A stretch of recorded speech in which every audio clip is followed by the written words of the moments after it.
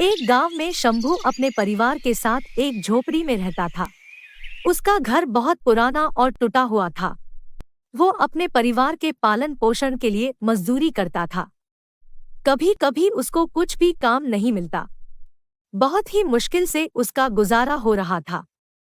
एक दिन उसके घर में खाने के लिए कुछ भी नहीं था। शंभू के बच्चे भूख से रो रहे थे। ये देख शंभू ने अपनी पत्नी से पूछा, क्या हुआ, आज बच्चे क्यों रो रहे हैं? आज खाने के लिए कुछ नहीं है, बच्चे भूख से रो रहे हैं। हमें कुछ खाने का इंतजाम करना होगा। ठीक है, मैं अभी जाकर कुछ खाने के लिए लेकर आता हूँ। शंभू खाने की तलाश में निकल पड़ा। कहाँ से और कैसे खाना लाए उसे समझ नहीं आ रहा था। चलते चलते वो पास वाले जंगल में गया। इस जंगल में मुझे कोई न कोई फल तो जरूर मिल जाएगा। आज इसी से हमारा गुजारा हो जाएगा।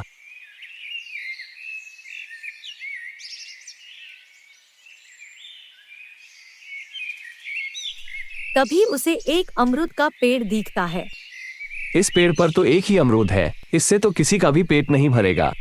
मुझे और भी फल ढूंढना होगा। शंभू ने उस अमरूद को तोड़ लिया और फलों की तलाश में वो आगे बढ़ा।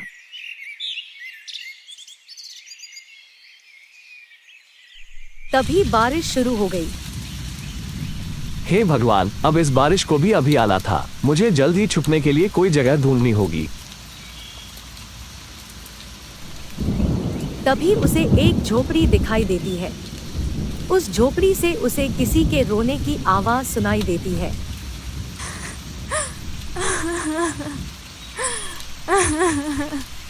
वो झोपड़ी के अंदर जाता है। उसे एक बुढ़ी औरत चूल्हे के पास बैठी हुई दिखाई देती है। शंभू उनके पास जाता है। मां जी, आप क्यों रो रहे हो?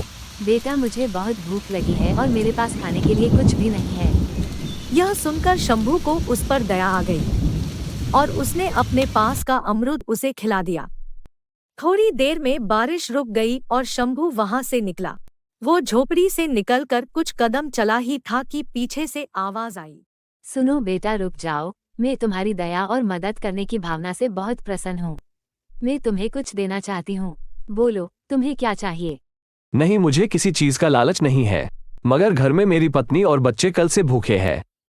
उनके लिए कुछ खाना मिल जाता तो आपका बहुत बड़ा उपकार होगा। मैं तुम्हें वरदान देती हूँ, तुम्हारा घर हमेशा खाने की सामान से भरा रहे। तुम्हें कभी भी खाने की कमी ना हो। शंभू झोपड़ी से विदा लेकर खुशी खुशी अपने घर की ओर निकल पड़ा। घर जाकर उसने देखा कि बच्चे खाना खा रहे थे। ये देख शंभू खुश हो गया।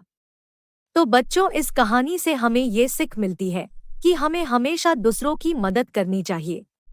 यदि हम दूसरों की मदद करेंगे तो ईश्वर हमेशा हमारी मदद करेंगे।